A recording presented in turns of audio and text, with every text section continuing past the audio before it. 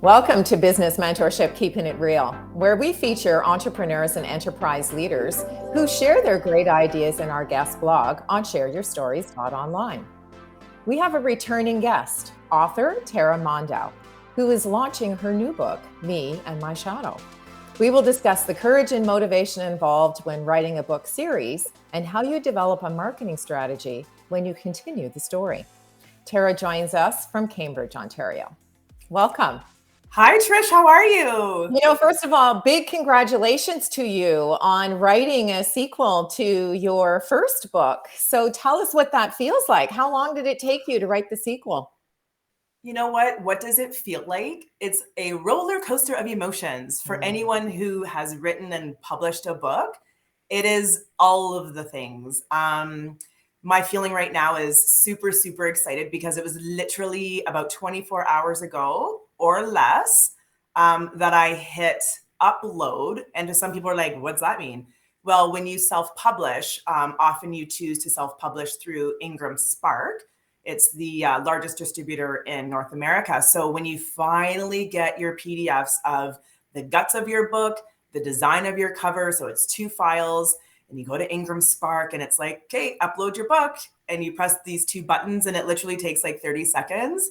That is elation. That's the feeling of, all right, it's been uploaded. So that's just one of the many emotions that I've been feeling over the past year. It's been about a year, this journey. Good for you. Good for you. Well, it's I love your comment. 30 seconds to upload a year's worth of work, right? Yes. I know it's kind of a bit of a dynamic, right? You kind of go, you labor, it's a labor of love when you're writing a book. Now tell me a little bit, you're writing a family story, which is a little bit different. So the first book was the perspective of your mom. Yeah. And now this book is your perspective. So give us a little bit of background as to why you decided to continue your mother's story from your own perspective. Right. It's a good question. So I'll just show you, this is the little girl in the mirror. So that's the first one, Kathy's story. So Kathy's my mom. Right. So it's her miserable childhood growing up in Stratford in the 1950s, where her and her mom lived with a lady who was very mean to her. But that abuse, that sort of mental abuse, was something that my mother carried with her whole life. Right. And to her grave. And I remember when my mom was about 39, she had changed her name from Kathy to Catherine. And she sort of explained that to us. It's a way of shedding this miserable childhood that she carried with her. I'm like, okay, Catherine, like whatever. I mean, I was pretty young and I'm like, okay, mom, whatever, go get some more counseling. But then when my poor mother passed away in 2010, she left behind a journal that she had actually written at this time when she was 38, 39 years old, when she changed her name. And I realized then, her childhood, as much as I tried to dismiss it, really affected her. So I really wanted to write her story from her perspective. So Little Girl in the Mirror is a 5-year snapshot of a little girl who's between 5 and 10, living this miserable existence. So at the end of that story, readers, I think, were left feeling like, what happened afterwards? And I really wasn't sure if there was going to be a second book. Would it be from Rita, her mother's perspective? So my grandmother. Would it be, what was it going to look like? So it took me many, many years just to sort of let that percolate and let me feel the feels and think about, what that might have looked like after. And then I got the brilliant idea to write the sequel, or I'm calling it the companion novel. It's 20 years later, and it's the reader is brought back into the world of the same characters, but they sort of get to know them differently through the perspective and through the eyes of a different little girl who happens to be me. So that's why it's called Me and My Shadow, Tara's story. Tara's story. Love so it. This actually was a lot more fun to write. The first one's pretty heavy. It's pretty sad. But the second one, I think it's a lot lighter and it's quite a bit more humorous because that's my personality. Sure. And I don't know about anyone else, but when I was writing it, I was laughing my head off just about me and my mom and my grandma and my great grandma, who's quite a character in this book. So writing it was a lot more fun than Little Girl in the Mirror. Well, what I love about what you've done is you had this wonderful sort of chronological and really heartfelt words from your mom that you were able to sort of bring to life with the book in the first part. Yeah. But now you've taken her story and you've kind of been sort of a little bit of light and life to the next generation. Yeah. So in taking a look at the fact that you've written about your mom and then you've written about yourself, do you think that maybe there may be an opportunity for a third story from the perspective of your kids? Oh God. My kids write a story about me? Oh, that would be a funny one. Or even you write a story about them, and what their challenges are, and if they, and how they have evolved as people in this generational story. Well, I don't know what they could write about me because I'm the perfect mother. So it would just be, she's perfect and we love her. They probably, that won't even sink in what I'm like, and how it affects them probably till they're a little bit older, I'm assuming. I would love for them to write some stories. I'm sure they would be funny. I will say that our daughters, Lily and Amelia, they always say, Mama, write stories about when you were a teenager, because those are the good fun stories. ones. Like, Yeah. oh, I don't know if I can write about my shenanigans as a teenager. Although a couple of my friends have also mentioned that. So that would actually be something funny. None of our childhoods are perfect. Mine was probably better than obviously my mom's, which was maybe, better than my grandmother's. I don't know. But we all have stuff that we've had to deal with, whether it's divorce or death or abuse or whatever. Being a child of the 70s and 80s was wild and crazy. Growing up Kitchener, sort of downtown Kitchener, my brother and I laugh about the shenanigans we got up to. That would be a good book. But I will say, Me and My Shadow, what I really love about it is, although I am telling the story and it's written like a novel, so it's not first person.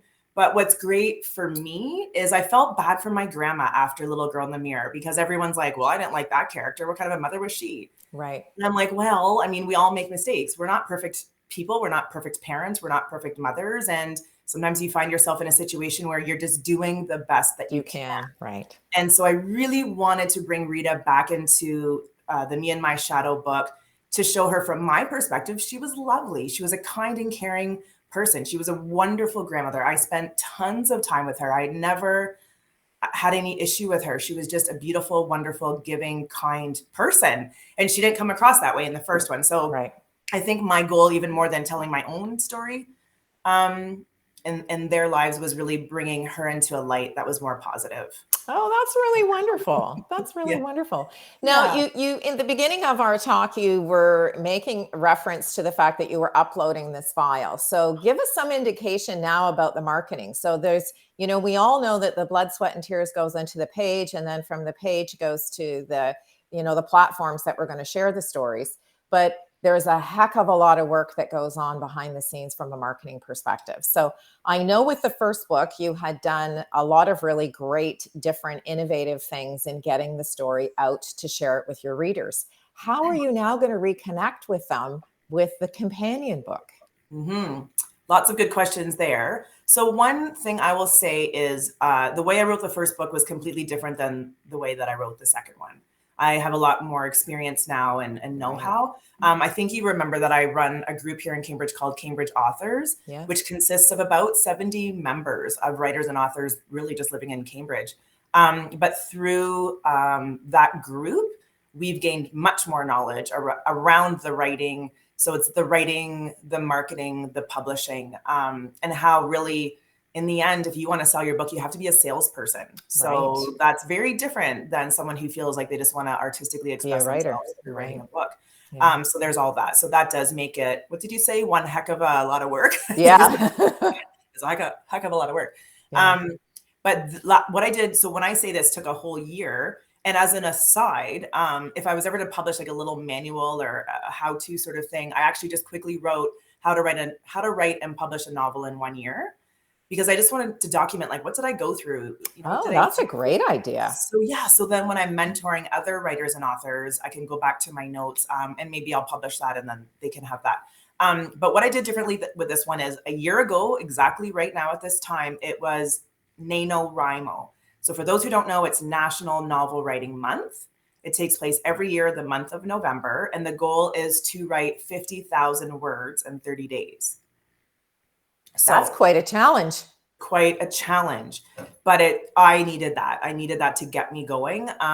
So I did accomplish that. So it's really just a challenge. It's your own personal challenge. There's no one's breathing down your neck. But in the end, actually, I won a subscription to Scrivener, which is a lovely writing tool, an app that you can download to your PC. So that was awesome.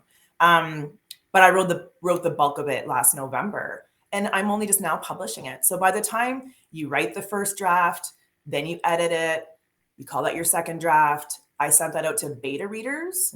So for our viewers who don't know, beta readers, they're just people that are kind of in the know a little bit about writing and editing. And they'll read your story for you and give you feedback if you ask for very specific feedback. Then you write another draft. Then you edit that one, and then you make sure you have your editor. And I'm a firm believer personally in hiring a very good editor. Some people have their friends edit or their wife or husband edit. That's great if they're good at it. But I spent the money, and my editor, Jennifer Dinsmore, is excellent. She's very intimately connected with my story, both my stories. So, but that takes 6 to 8 weeks. So then you get that back, and then there's another draft, another edit. And then you want to get to the point where what I like to do is send out copies. So they're called ARCs, so advanced reader copies or advanced reading copies. So then you want to find another bunch of peers to send that to, because really ultimately what you're asking them for is a testimonial or a praise. You can put that in the front of your book. But what that means for me personally, I like to have it like 95% finished for them.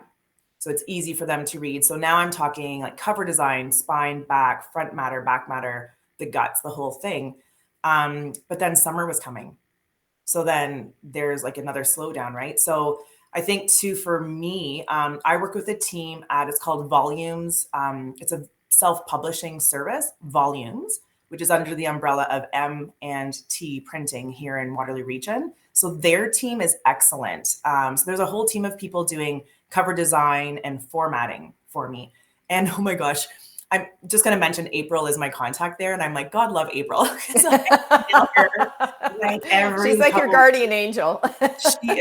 She is. And I'm like, do you hate me yet? And she's like, no, what do you need? So, I mean, without having her and her team to support this story with the formatting and the design, I don't know what I would do. And Pat, she's the other lady there.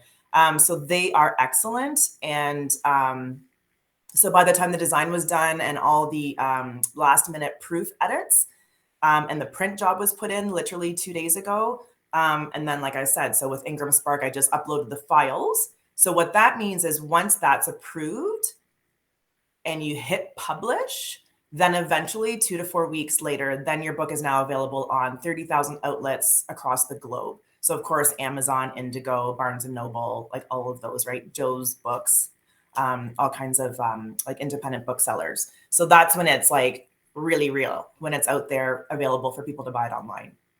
One of the things that you mentioned, and that's some really great advice that you've shared with our viewing and listening audience, but I'm going to ask you a specific question. Do you know how many words are in your book? Because you did mention this challenge where, writing 50,000 words in a month. So some people are like, wow, that's a heck of a, like, how many words are actually in a book? So do you know how many words are in your book? So this is crazy, I think, because I would never describe myself as an artsy person. Even though I've written a couple books, like I see your painting behind you, that would, if I tried to do that, oh my God. So, but I am sort of savvy when it comes to marketing and promotion and selling a book. I think I'm pretty good at that. So I will tell you that shorter books are sometimes a little better. If you're an unknown author and someone's going to commit their $20 to buying your story, personally, I would like to buy a book that's a bit more manageable. So if it sucks, I can just put it down. If it's great, I can get through it quickly. But also shipping is a huge, big deal, and it's not getting cheaper. That's so true. My books, like they're actually, if you can see, they're both the same. Yeah. The same size, yeah. Cover around 260 pages. And the reason I do that is so that those books fit in the mail slot template at Canada Post. Right. Because if it fits through there, I can ship the book for relatively $6. easy. Yeah. If it's too thick, it's like $16, $20. Right. So that's a huge, I tell writers that, I go, I know I don't want to cramp your artistic style, but consider that. Big, thick books are harder. So my books tend to be around 65,000 to 70,000 words. That's still a lot of words when you think about it. When you wrap your head around the whole idea that even letter writing even is something that we don't do anymore. I mean, there was a time when that was the only form of communication, right? We wrote each other letters. So when you think of how hard it is even to write a letter, if you're going to mail something to a friend or family member and do something a little different, it's hard to come up with even 100 words. So, to think that you were able to successfully, and that's again, really great advice, the number of words is translated into the thickness of the book, which really makes a difference, to your point, in the shipping for sure.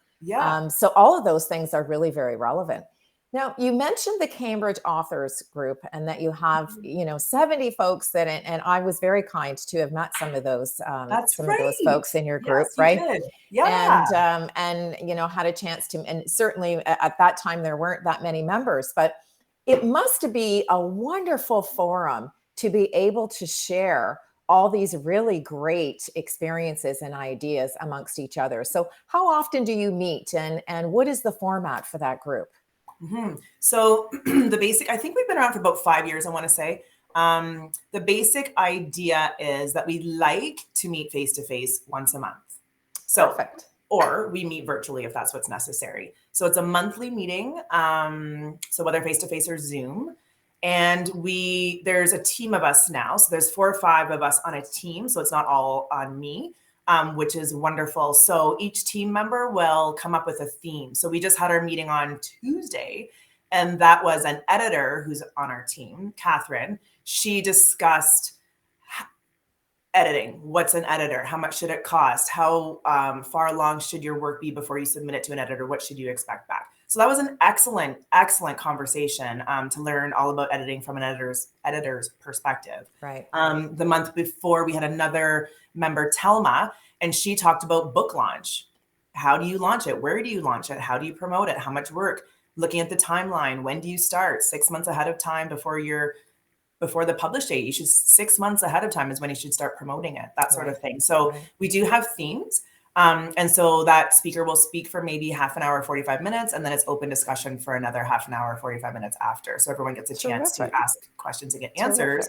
But then every third month we make it more fun. So the next one will be a Christmas party, and I'm in charge of that one.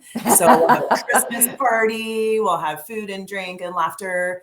And then we'll do that again in the spring, and then we'll do that again in the summer. So so you have a couple of meetings that are theme-based and then a couple of fun ones intermingled in and amongst the months. Well, I think that what's really wonderful, Tara, is that you've not only have you taken the bull by the horns and written 2 books about your family generational story, but you're also helping other authors and writers to be successful in their particular, getting the word out there and being able to sell their books. So I think that the fact that you have this wonderful balance and you've created this great synergy with other people, like-minded people, is really a credit to you and your passion for writing. So on behalf of all of those people, thank you so much for really taking the initiative and stepping outside the comfort zone and saying, okay, I'm going to do this.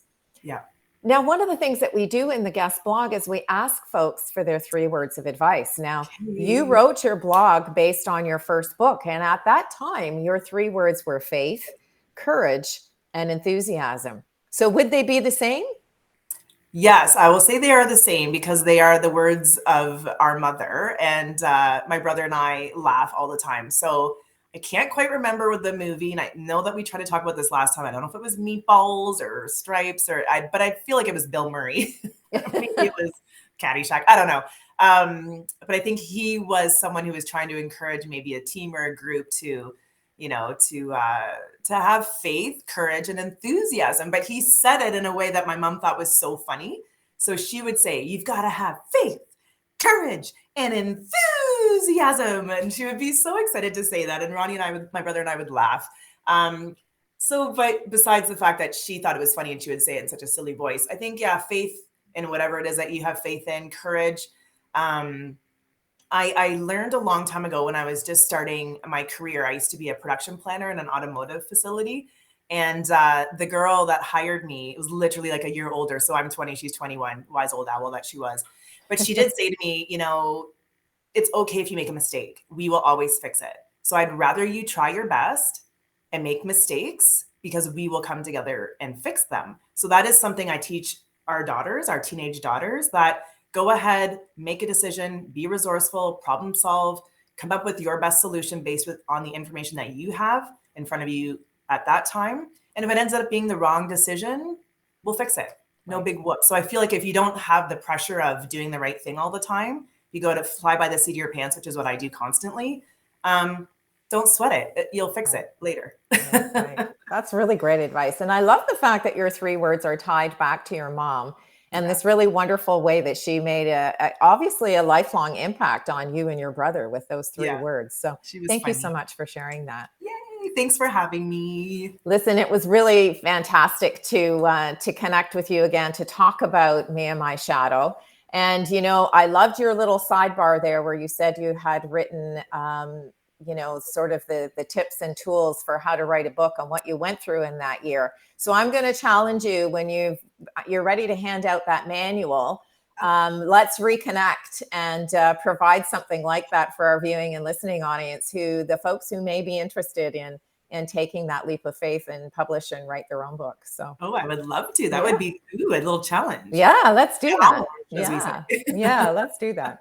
Well, thank you so much, Tara, and you've provided some really great, not only life experience in an author behind the scenes, but also some great advice and some tips for people to consider. So thank you so much for that. To you, our viewing and listening audience, I'd like to thank you for joining us in this edition of Keeping It Real, where we introduced you to the person behind the logo. I'm Trish Tonai, founder and host for the series. And if you're interested in sharing your business story, visit our website at shareyourstories.online. Thanks again for joining us, and we look forward to meeting you next time when we share another great idea.